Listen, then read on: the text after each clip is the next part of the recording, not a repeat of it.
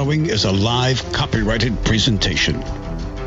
Ladies and gentlemen, it's time now for RadioLawTalk.com with your host, Frederick Penny, attorney at law. And now, RadioLawTalk.com.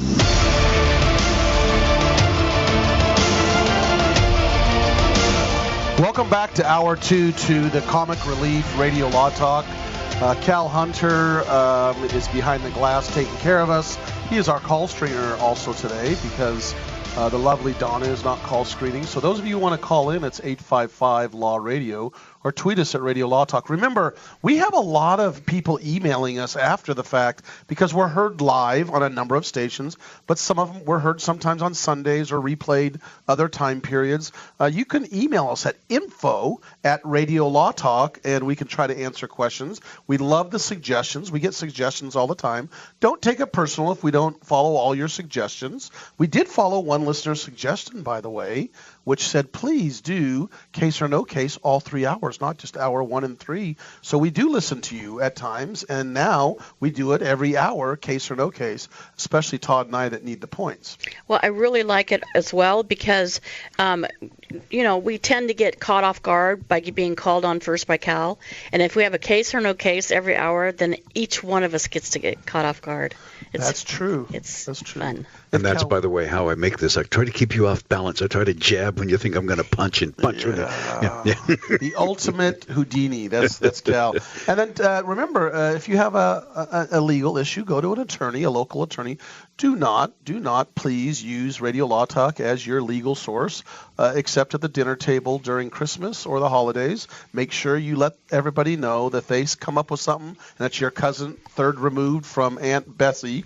Make sure you let them know, look, this is the way it is. So when somebody at those gatherings, we talked about this last week, yes, refers to the infamous they, as in they did a study or they said, and everybody's like, who's that, whatever you're talking about, you can refer to Radio Law Talk, that gives you a leg up on they. So we're the they. Yes. We're the they, and what's the other? The they said or the I heard. I heard. Yeah. Yes, so we're the I heard. We're the they. So that's exactly right. Because you know what I heard? Right. That they were wrong. Yes. Sheep. What? Sheep. Sheep? What? You heard? You heard sheep? Wait a minute. Oh, you know what I heard? H-E-A-R. H-E-R-D. That was bad. I believe a sheep is a flock. This is no fun. What are we doing right now? Let's do case or no case, Cal. Roll it. All right, here we go. Now it's time to play Case or No Case. All right, ladies and gentlemen, wait, I want to remind you there is no wagering allowed on Case or No Case. This is purely a game of skill and a game of chance, and now we're getting a telephone call, so caller, just hang on, and I'll see if I can chat with you in just a moment as soon as I do this Case or No Case. And I'm going to start off by taking all of you, if I may, to Sheridan, Wyoming. Ooh, I know where that is. Yes, a gentleman by the name of Arlo Whitefeather sued the Wyoming State Police, or at least was thinking very seriously about it. He claimed harassment, or harassment, if you like to say it that way. You see, 5 days a week, Mr. Whitefeather drove to work at the tobacco and fireworks shop, and in 1 week, he got 5 speeding tickets from the same officer, Patrolman Dave Jarrett. Jarrett would wait there on State Route 116 about 5 minutes to 9 and see Whitefeather hustling by to make it to work by 9 o'clock.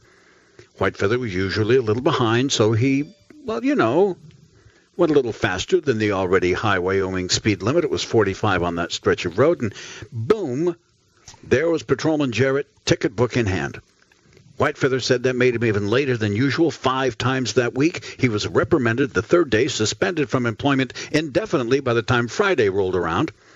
And in traffic court, because, by the way, Whitefeather challenged all 5 tickets, Patrolman Jarrett said Whitefeather didn't have to speed. He could just leave work a little earlier or obey the speed limit and get to work a little late.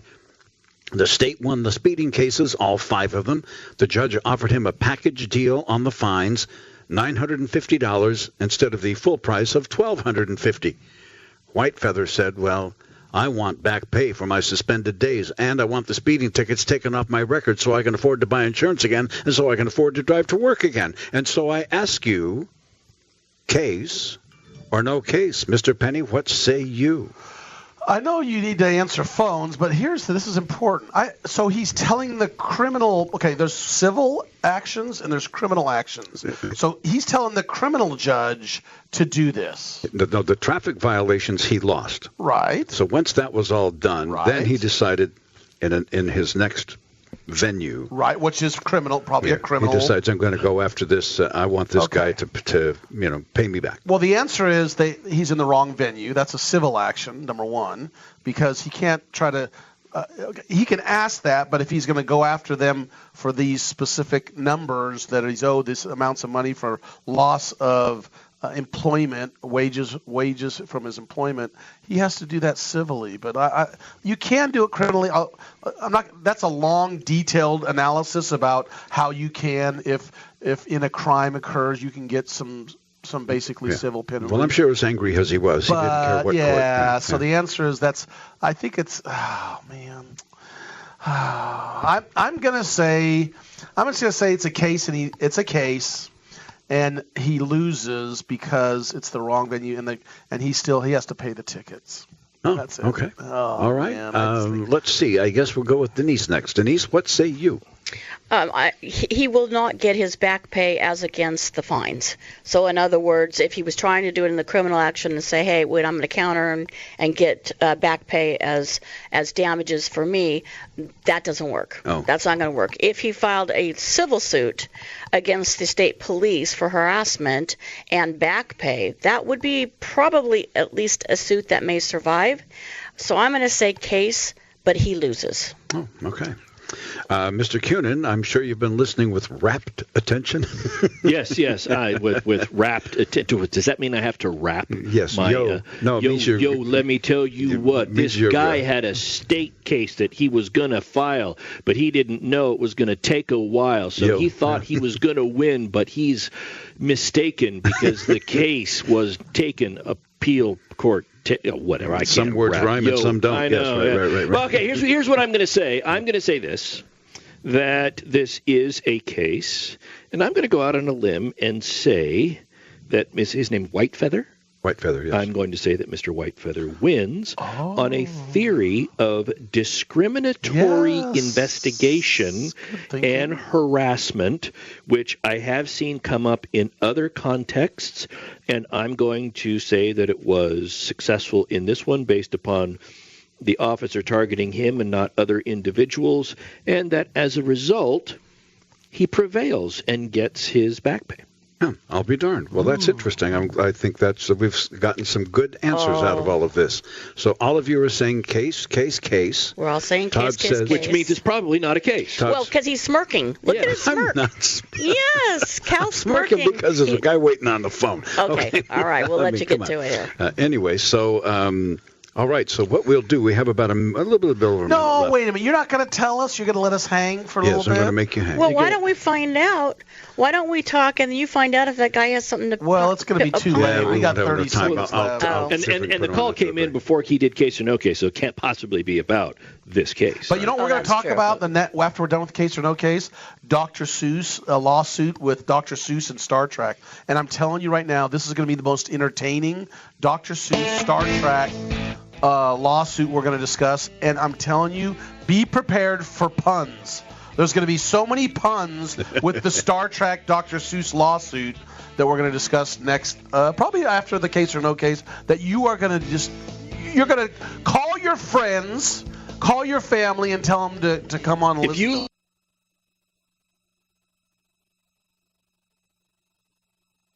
Is a pun on a radio law talk show, is it not? The Dr. Seuss? Yeah. Oh, yes. But his name is Dr. Sauce, I thought. Seuss. Well, let's move on with that. We'll be right back and finish up with case or no case. Thanks for listening to Radio Law Talk. The answer to case or no case is coming right up.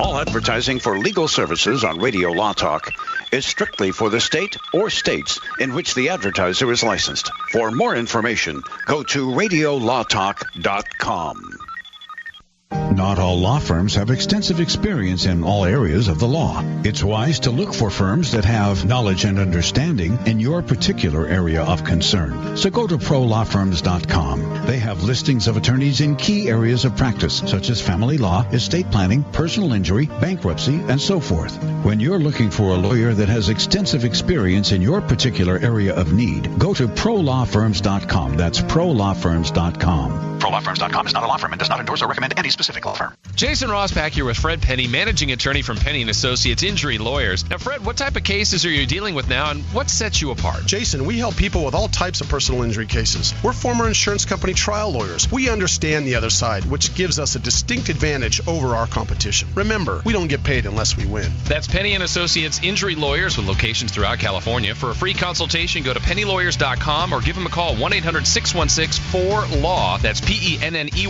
lawyers.com. This is Denise Dirks. We can represent clients in divorce, legal separation, child and spousal support, custody, termination of parental rights, step-parent adoptions, guardianships, and even conservatorship matters. Call 1-877-886-7186 for a consultation. The law offices of Denise L. Dirks provide family law services in Northern California. When the law affects your family, call 877-886-7186. The family of attorneys at Denise L. Dirks is here to help. The cost of getting rid of garbage is high, and recycling products is lucrative. If you're a business or know of a business that needs an individual compactor or baler, call Northwest Compacting at 888-201-0911. If you already have an industrial compactor, baler, or shredder and need service, don't forget to call Northwest Compacting at 888-201-0911. Northwest Compacting, your full-service industrial compacting and baling company. Read more about them at northwestcompacting.com. Bad theater seats, cheap Halloween masks, my apartment, all things with obstructed views. Add to these large trucks and buses. 18-wheelers and large buses have big blind spots, and like my apartment, they don't always have the best view. Bus and truck drivers deal with blind spots around the entire vehicle. Always take care not to ride alongside or too close behind them. Our roads, our responsibility. Learn more at sharetheroadsafely.gov.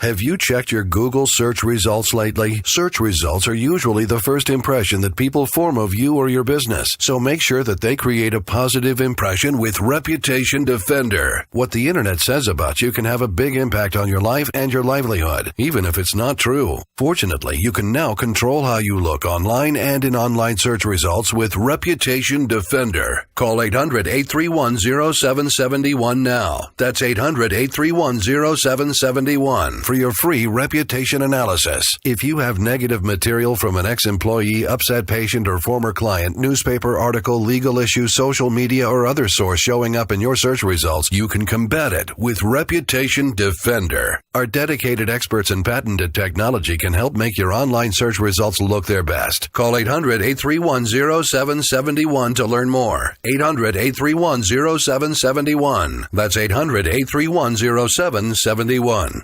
Complement your health with hemp-derived cannabinoid oil. We've always believed that the closer to Earth, the better it is for our bodies. Our hemp-derived cannabinoid oil is phytocannabinoid rich, full spectrum, and organically grown. Finally, hemp made easy, clean, and effective. GCNhemp.com or call 877-878-4203. That's right, we cut through the red tape. It's now available at GCNhemp.com or call 877-878-4203.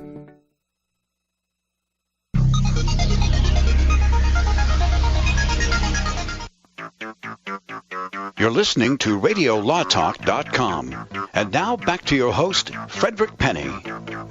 Cal, we had a caller that was holding, and thank you for holding. We appreciate the calls. What is your question? Let's go ahead. Carlito, what is your question, please?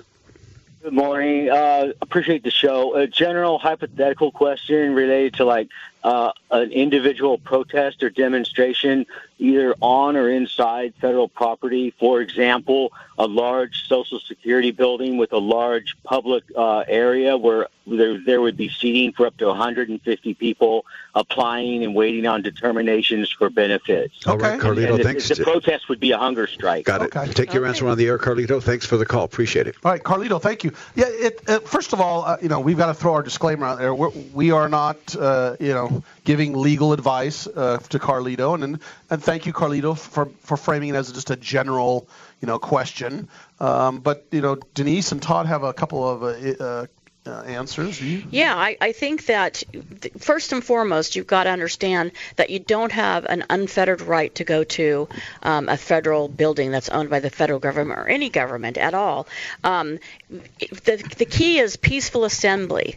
That is the key in the First Amendment that provides for the right of people to peacefully assemble. That's the first thing they're going to look at. There's a really good long reading of this that would be good for you to look at, and it is by the Freedom Forum Institute, and you can reach that just by Googling it. Right. And they have a really good description because there's some exceptions and there's some strict requirements in order to get around the ability of the police to remove you, quite honestly.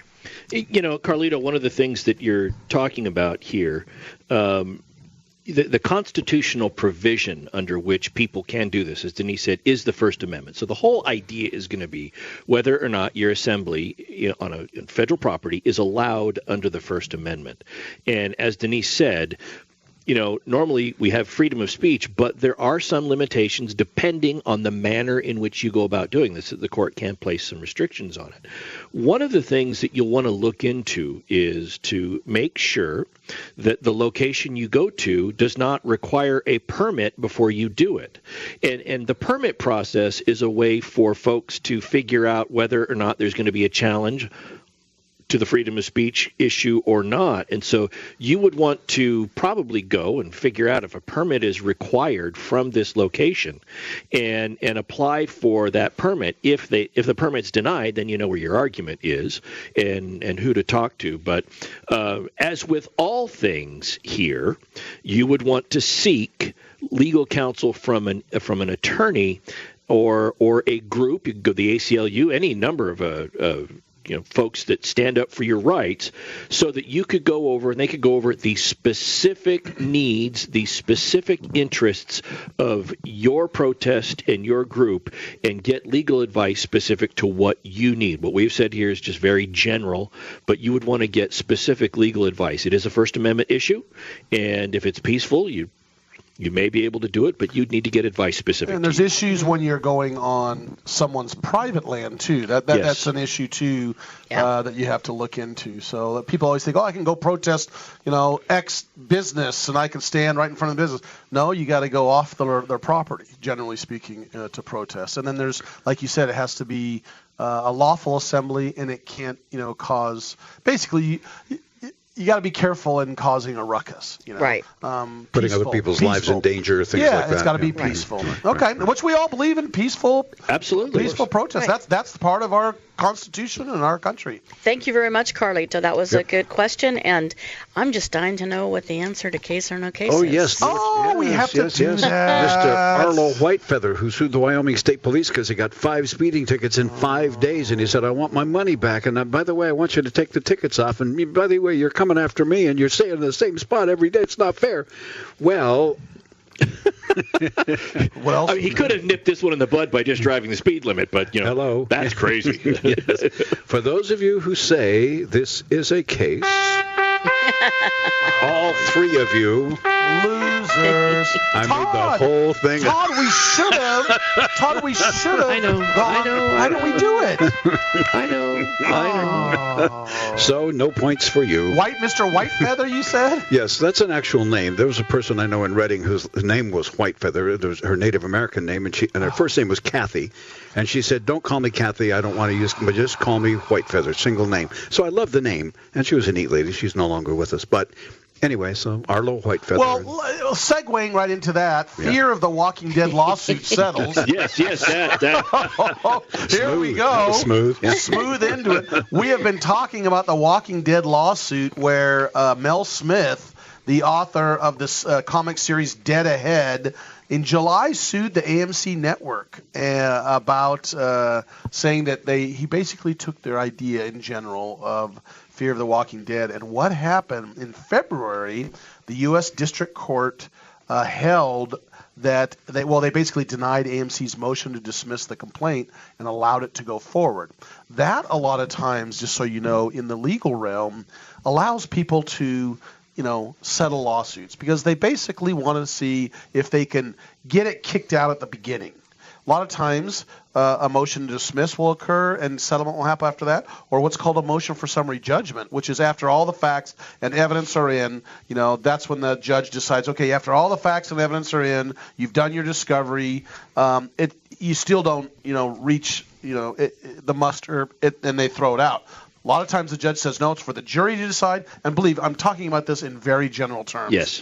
Then a lot of times the case goes and settles because defense a lot of times want to say, okay, let's see if we can get the judge to toss it out.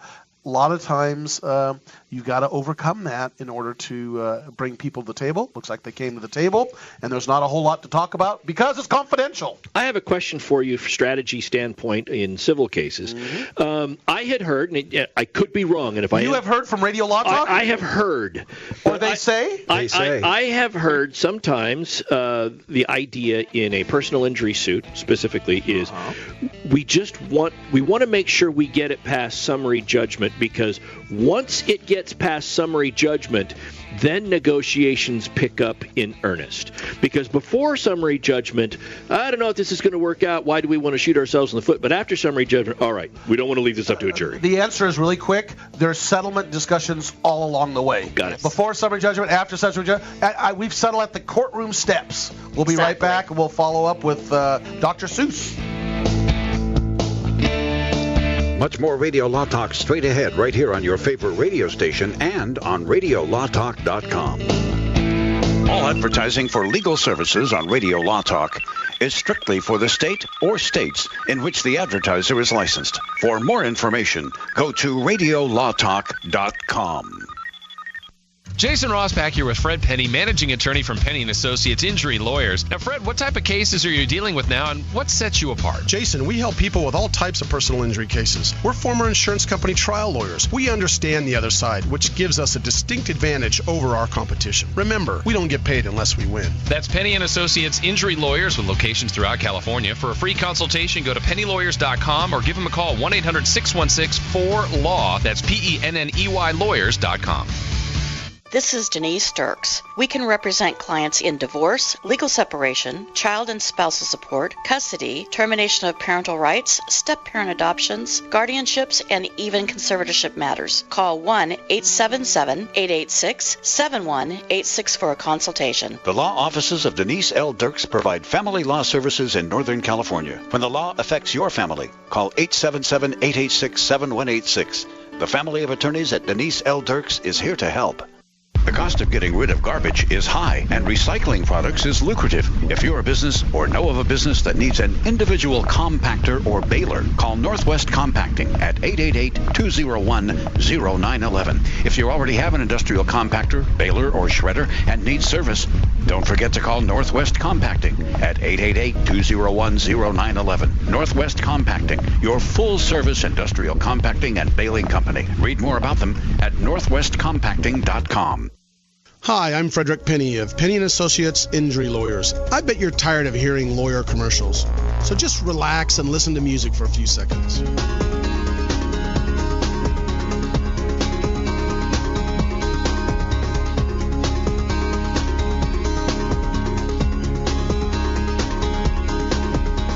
When you or a family member has been injured, call 800-616-4LAW or see us at PennyandAssociates.com.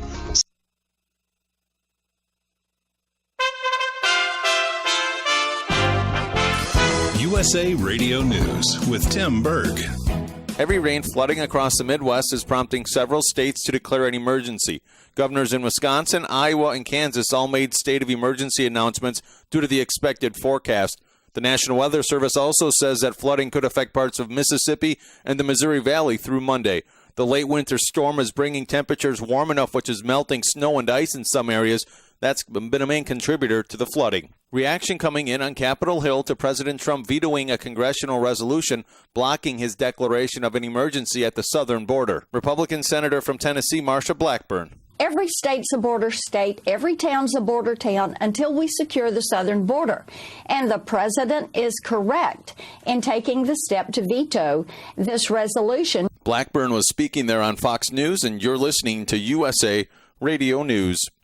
There's no question you need omega-3s. But which form should you take? Fish oil or krill oil? Scientists have debated this for years. Luckily, there's a new solution to satisfy everyone. It's called Krill Omega 50 Plus. It combines ultra-pure fish oil and joint-soothing krill oil together in just one tiny pill. It's so powerful, it can promote the health of your heart and your arteries. And if that wasn't enough, it can also boost your joint comfort in just days. We're so sure Krill Omega 50 Plus will work for you. We'll even send you a free bottle to put to the test. The debate is over. It's not fish oil or krill oil. It's both. And now it's free. Just pay $4.95 for shipping and claim your free bottle. Call now. 1-800-399-6392. 1-800-399-6392. That's 1-800-399-6392. Heart disease is on the rise. Clogged arteries, high blood pressure, and high cholesterol levels may not be fully detected by you, but the symptoms are there. Loss of energy, blood sugar spikes and drops, poor circulation, and irregular heartbeat are just a few of these that can alert you that something is wrong. Hear how Heart and Body Extract is making a difference in thousands of people's lives across America. My blood pressure has normalized. My diabetes has totally improved. Everyone is telling me now how much healthier I look, and I'm telling everyone how much healthier I feel. I recommend Heart and Body Extract to everyone. Anybody over 40 in the North American continent should be using this product as a preventative to keep their cardiovascular system healthy. Order your 2-month supply today by calling 866-295-5305. That's 866-295-5305. Or order online, hbextract.com. Heart and Body Extract, 866-295-5305 or hbextract.com.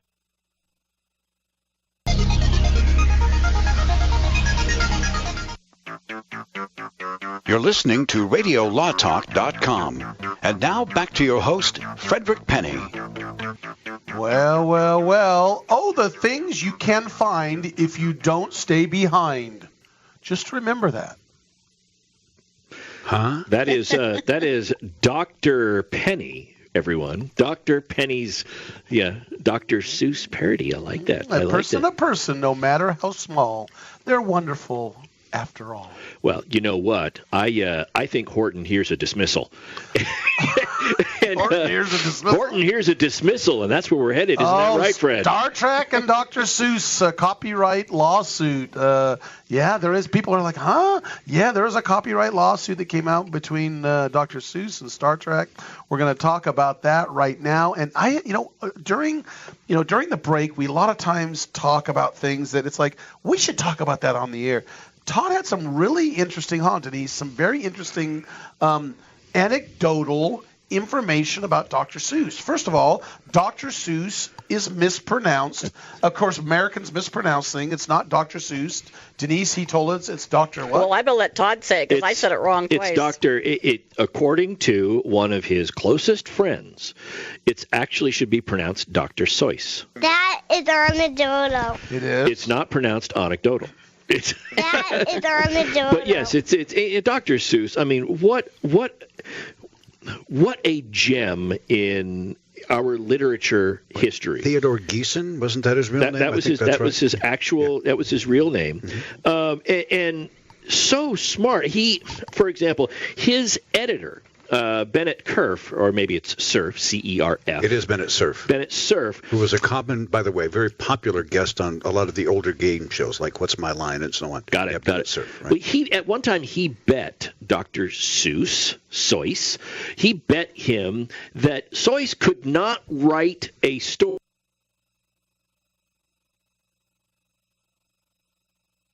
at 50 words that you could choose from. You could use them as many times as you wanted, but you could only use 50 words. And as an example, Cat in the Hat uses 225 words. So Dr. Seuss took him up on that bet, and that's how we got Green Eggs and Ham, which uses exactly 50 words. Exactly 50 words. Now tell me did you read in the library during National Reading Week? Or how did you come up with these little tidbits? I had heard it somewhere, and then in preparation for the story, they said it. I Googled it, and it came up in a story on CNN, and I had remembered hearing about this before, so I researched it, and that is what happened. But do you know what a mashup is? Mashup. Sure. So, Cal, what's a mashup? Well, a mashup is where you take two different things, two disparate things perhaps, and you put them together and you turn them into a separate entity, but using elements of each so they're both recognizable. And oftentimes we see this in comedies, parodies, things like that. It's The Simpsons as an example. Exactly, exactly. So, it's the what would you get if you cross this with this? And ha ha ha, this is funny. Well, this group, this entity called Comic Mix, did a mashup of the Dr. Seuss book, The Places You'll Go, and they did a mashup of that with Star Trek, who had the phrase, you will, boldly going where no one has gone before, a phrase that has changed to be politically correct. It used to be where no man has gone before, and then when Star Trek The Next Generation came out, they changed it to where no one has gone before to take the gender, to make it gender neutral. And this Comic Mix called it, The Places You'll Boldly Go. So it was a mashup between Seuss and Star Trek. Well, was it a book? It was The Naked Gun 33 1/3 is what it was, wasn't it? The promotional poster to Naked Gun 33 1/3 is what it was. That's what it was. So, well, it's the disputes over the use of the computer code, the promotional poster to Naked Gun 33 1/3, which, by the way, is a interesting movie. The final install and the viral videos. Ultimately, the judge went through, and this I'm reading this from a number of articles, that The Places You'll Boldly Go makes fair use of Dr. Seuss's The Places You'll Go. Well, what and where Naked Gun 33 1/3 came from, as well as the court used the logic in those cases that had come up. And so what happened was Dr. Seuss and Star Trek sued Comic Mix to say, look, you're copyright infringement. You can't use our stuff this way. And the long and short of it is, in this lawsuit, the judge recently ruled that no, Comic Mix took advantage of fair use of the material. It does not rise to a level that is copyright infringement. And they relied on the case law from Oracle and Java. They relied on case law of a previous case brought when it came to Naked Gun 33 1/3. And actually, what the judge said with the Oracle thing is the Oracle Java lawsuit does not apply here. This is fair use, and they overturned it. And we can expect the lawyers for Dr. Seuss have said they're going to appeal, obviously, because bananas are the favorite fruit of lawyers because they're easy to appeal. And will you succeed? Yes, you will indeed. That could be. Hold on, really quick. Cal, you had your hand quick up points here. They actually had a Kickstarter campaign, though, and raised $30,000 to put this mashup together. So they kind of sort of made money kind of off of it. Yes, they did. In a manner of speaking. And you have brains in your head, you have feet on your you have feet in your shoes. You can steer yourself any direction you choose. You're on your own, and you know what you know, and you are the one who'll decide where you'll go. Those are the words of Dr. Seuss. This guy was brilliant. Yes, and if you want to talk like Dr. Seuss, there actually is an app to help you talk like Dr. Seuss on giraffeboards.com, believe it or not. Wow. Yes, and they've got a full-on app, and the people in there are telling their... Well, I meant what I said, and I said what I meant. Denise, that's all I know. So I would just now the cynical side of me would love to go to like Bible verses, cut and paste a chapter, cut and paste a verse, and then put it in the Dr. Seuss language in the app, and then see what it spit out with. That would just be really funny. But I digress. Yeah. Not to mention highly sacrilegious. But hey, anybody who knows me knows. Well, yeah, he'd do that. Well, those of you who are younger than 45, there's a famous guy by the name of Columbo. He was a detective. And what's interesting here is Denise Dirk's father, those of you who don't follow our show as closely, is a very, I'm going to say, semi-well-known police officer out of Oregon, and was what Denise said, they would always call him the Columbo. Now, Columbo was my father's favorite man. And my father was a police officer, so he followed him. The thing, those of you who don't know much about Columbo, he always wore this specific trench coat that was a light brown, and he had his cigar. But he always had his cigar. I wasn't a cigarette; it was a cigar. It was a cigar. And his dog. Yeah, his dog. Yeah. And he had like a New York accent, right? Was it New York? Pardon me, sir. One more thing. One other thing. Yeah. Right. It was always that last question. Yeah, he always acted kind of dumb. I'm not going to say dumb, but like he was just kind of laid back. Like, I don't really know what's going on, but he really did know what was going on. And it was a very popular 1970s sitcom. Actually went into the 80s. Now, what we've talked about earlier on the show is the issue of copyright. We've talked about copyrights with these movies and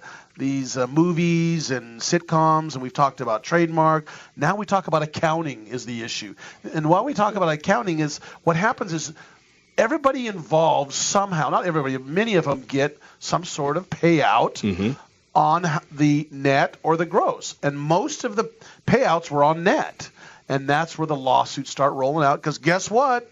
They can show, man, this thing lost money. And apparently, I believe was this Columbia, who was the, I can't remember, Universal. Yes. Universal basically argued, look, this was a loss. We showed a loss. So therefore, when the time came, here's the big issue on this case. This is from the 70s and 80s, and just in 2016, they finally came out with their accounting and paid everybody a total of $5 million they claim was the net income in order to pay. No profits came until 2016 when Universal issued the accounting statements and payments totaling $5 million to everybody. And how much did they say they had made on Columbo? Wasn't it like $600 million? Yeah, yes. Gross revenue, $600 million. And so the court said, look, first off, it's not too late for you to bring this.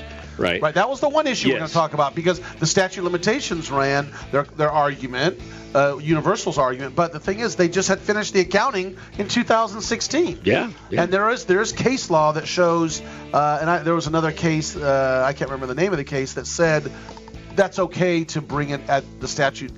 It kind of tolls the statute.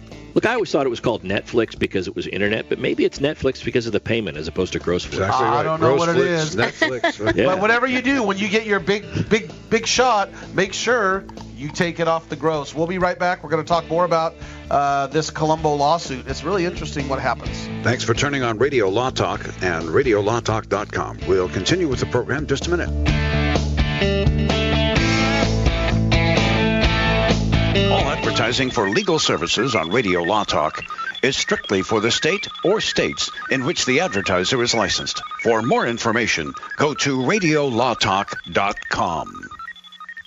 Not all law. It's been said, any society is only 3 missed meals away from chaos. Those times may be near. Think about it. Our country faces multiple terrorist threats and aggressions from Russia and North Korea. Social unrest and violent marches yet again may lead to looting of stores and city shutdowns. And our crumbling infrastructure leaves our power grid vulnerable to long-term outages from a single cyber attack. When the chaos from any one of these threats arises, the government knows it can't provide during a widespread national emergency. That's why you need your own plan for self-reliance. That's where My Patriot Supply comes in. Get a 4-week survival food supply for only $99. That includes breakfast, lunches, and dinners. Order online at preparewithgcn.com. $99 for 4 weeks of survival food that tastes like homemade cooking and lasts up to 25 years from My Patriot Supply. Get your kits today at preparewithgcn.com. Free shipping is included. Preparewithgcn.com. Know someone with a drinking or drug problem? Learn how to get sober after we share these stories. I was 35 with 2 beautiful children when my life and addiction started to spiral out of control. After my divorce, I went into a depression cycle and started drinking more often and using prescription drugs. After my second DWI and arrest, my ex-husband threatened to take our children away from me. I was 17 when I became addicted to heroin and meth. I thought I could quit on my own, but I couldn't. It hit me when I was arrested. Get sober now. Your private insurance may cover costs and we'll get you here. It's simple. Just call Elite Rehab Placement right now. Please, don't wait. Your life matters to us. 800-213-9264. 800-213-9264. 800-213-9264. Call right now before it's too late. 800-213-9264. Hunters, anglers, campers, and survivalists. Get back to nature. Expand your horizons with the highest quality, most versatile, unique slingshots and sling bows on the market at slingbow.com. Sling bow products are compact and models start from just $17.98. They're perfect for your bug out bag or storing in your vehicle. Give yourself and your loved ones the excitement and tradition of sling bow. A new frontier in archery and truly modern twist on this primitive survival tool. Feel the thrill only at slingbow.com.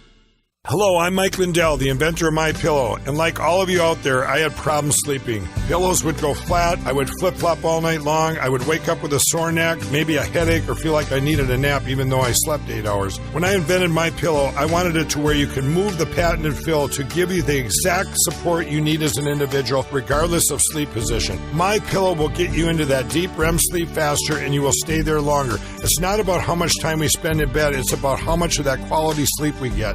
I do all of my own manufacturing right here in the United States. I have a 10-year warranty. You can wash and dry my pillow, and I give you a 60-day money-back guarantee, so you have nothing to lose. And here's my best offer ever. You can buy one of my pillows and get one absolutely free. Go to mypillow.com or call 800-870-0305 and use promo code GCN. That's mypillow.com or 800-870-0305 with promo code GCN. Many people believe they don't control their own destiny. Let them continue just getting by while you make the choice to do something about your future. Imagine working from home, earning the income you deserve. Just visit startlivingyoung.com and click on the Be Your Own Boss tab. Discover Juness, a state-of-the-art global health company with over $1 billion a year in sales. They'll provide all the tools you need to succeed. Visit startlivingyoung.com today and click on the Be Your Own Boss tab. Your destiny awaits at startlivingyoung.com.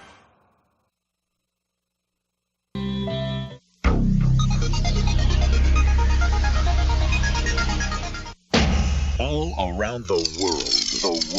This is RadioLawTalk.com. Radio Law Talk.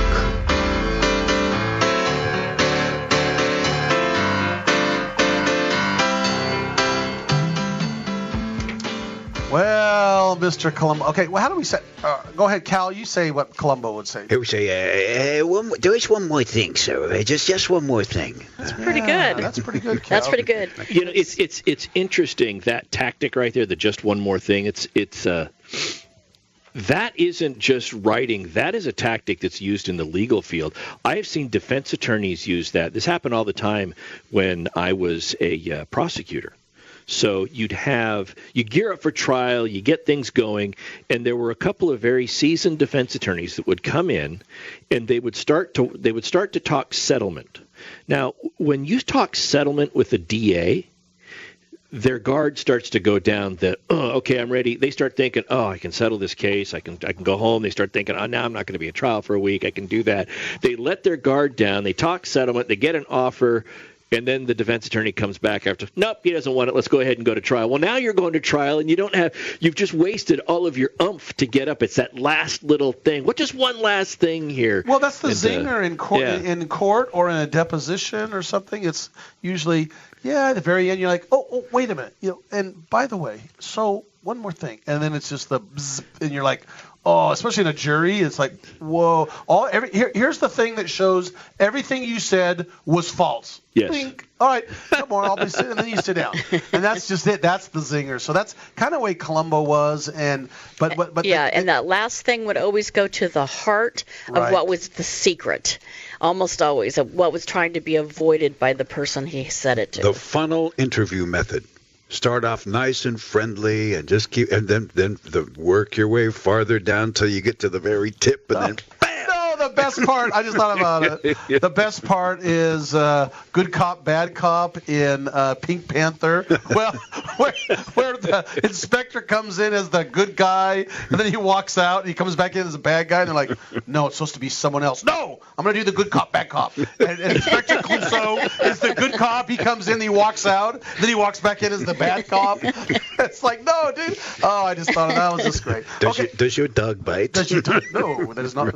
They say dog doesn't bite. Is that a joke? Yeah. Yeah. Okay, so this is all about accounting. They wanted to bifurcate it, and we talked about bifurcation. But when I'm talking about Columbo suit, the issue was whether or not the statute had ran, and the court has held no, it hasn't, due to the fact that really the accounting didn't finish till 2016.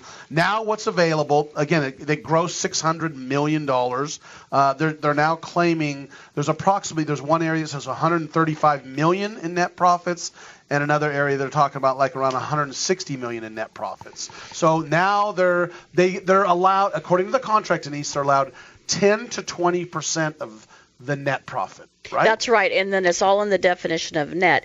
And so the jurors had to make the decision about whether or not distribution fees or distribution expenses that Universal was taking off the gross were proper under the contract, and they determined that it wasn't. So they haven't determined yet the damage phase. They've only determined the fact that that was an improper expense taken by Universal. Denise, is that like shipping and handling when you order something? I mean, you order something and it's $20, and then by the time they put on shipping, well, that's understandable. But handling is another $20.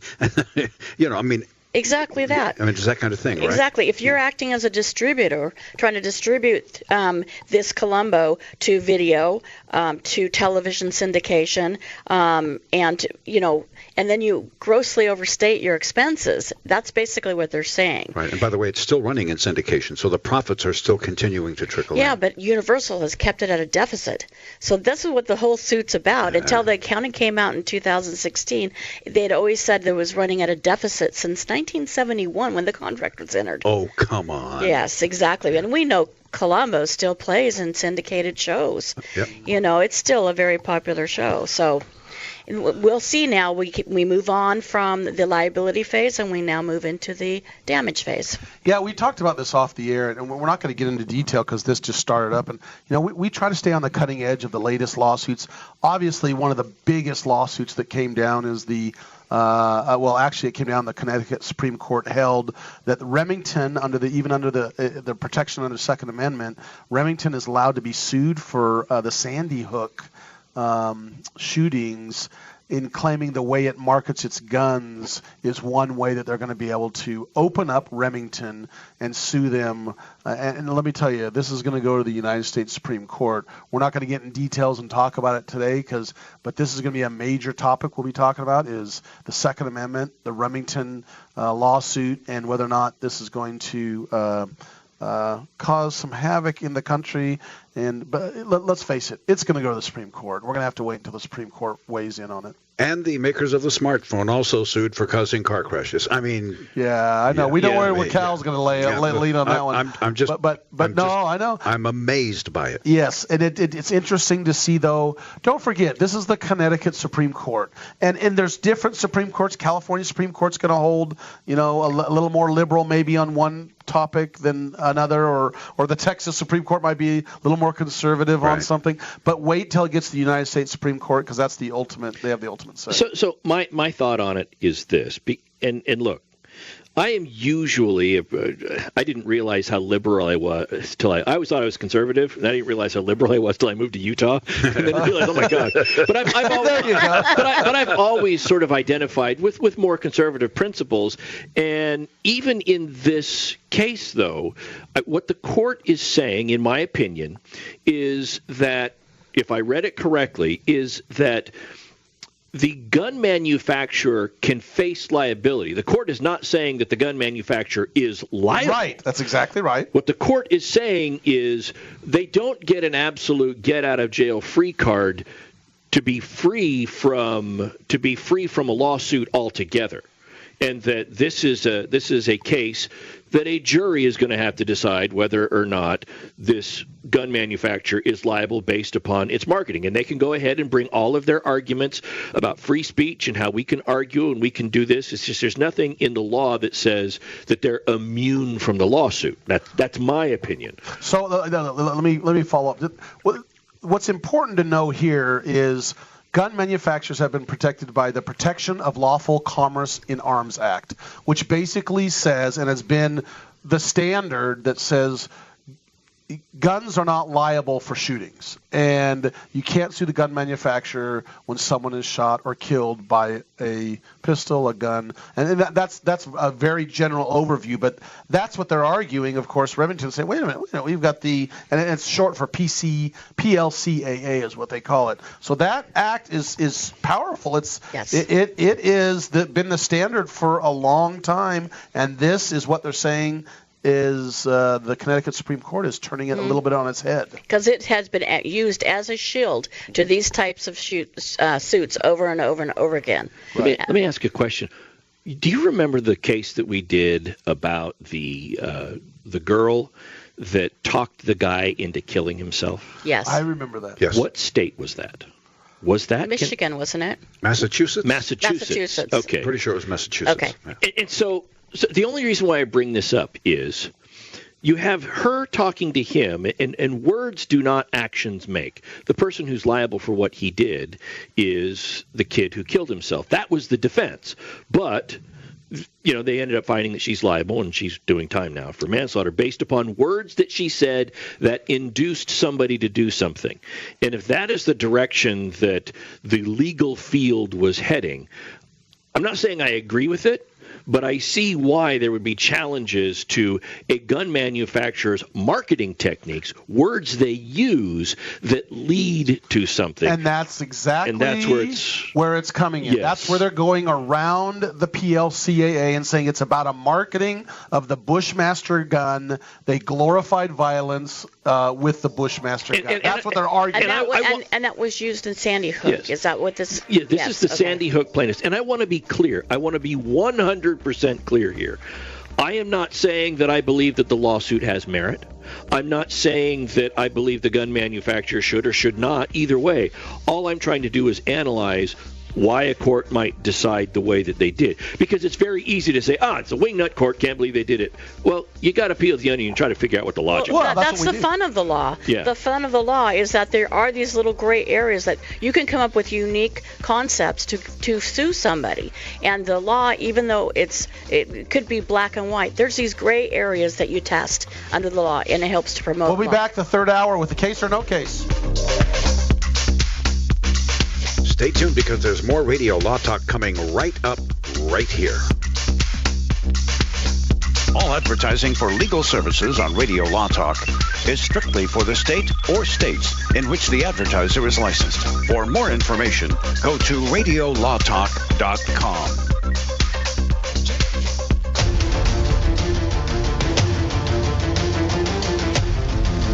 You have been listening to radiolawtalk.com, a copyrighted presentation of Radio Law Talk Incorporated.